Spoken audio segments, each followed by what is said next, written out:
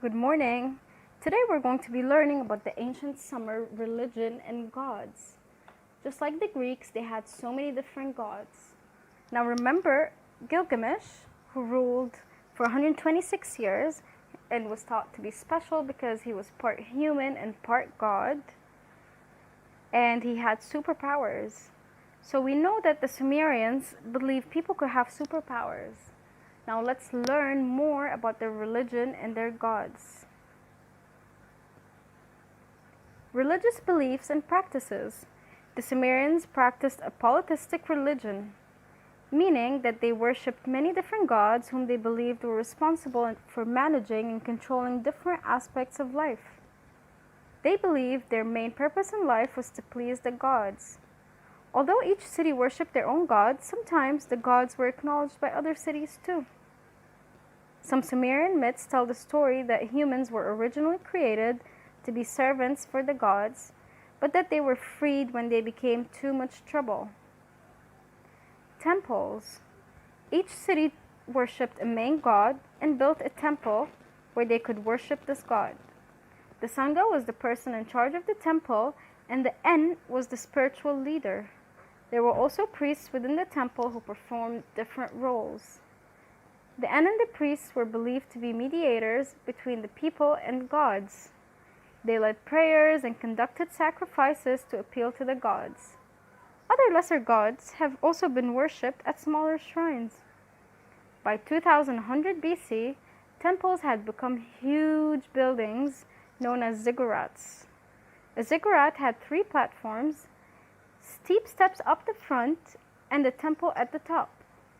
They were built from mud bricks and intended to provide a home for the gods. Gods and goddesses. As you know, the Sumerians believed in many different gods and goddesses whom they believed had responsibility for different things. The Sumerians also believed in mortal gods called Anunnaki. They believed that these gods created human beings out of clay and that they were later given jobs as judges of the underworld.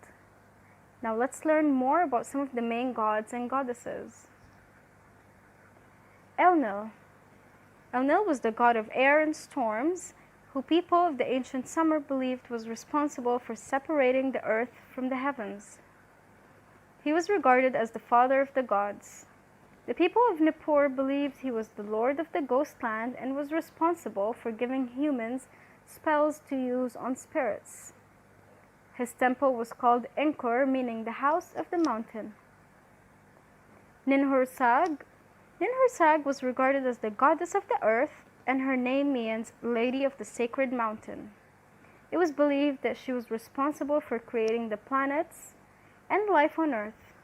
She wore a green leafy crown and held a branch, reflecting her position as Mother Earth. Enki. Enki was the god of the water, who was thought responsible for bringing the arts and sciences to mankind. Enki is often shown surrounded by flowing water. The people believed Enki was full of fun and sometimes mischief. Utu. Utu was the god of the sun, who was the son of the moon god Nana and the goddess Ningal. It was believed Utu was responsible for ensuring that all was well with the world. Utu was believed to emerge from a hole in an eastern mountain in the morning and retreat to a hole in the western mountain in the evening. Ereshkigal. Ereshkigal, whose name means Great Lady under the earth, was the goddess of the underworld, Erkala. She was solely responsible for deciding what happened to the people and giving advice in her kingdom. No one exactly knows what she's supposed to look like, though some historians believe the image on the right may depict Ereshkigal.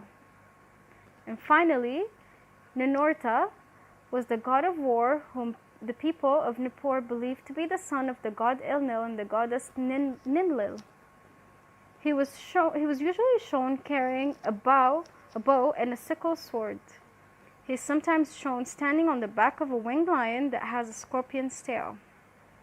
Now these were the main gods and goddesses of the ancient Sumer civilization. Completely different from the Greek gods and goddesses though, aren't they? All right, that's it for today. Our lesson is done. I'll see you next lesson.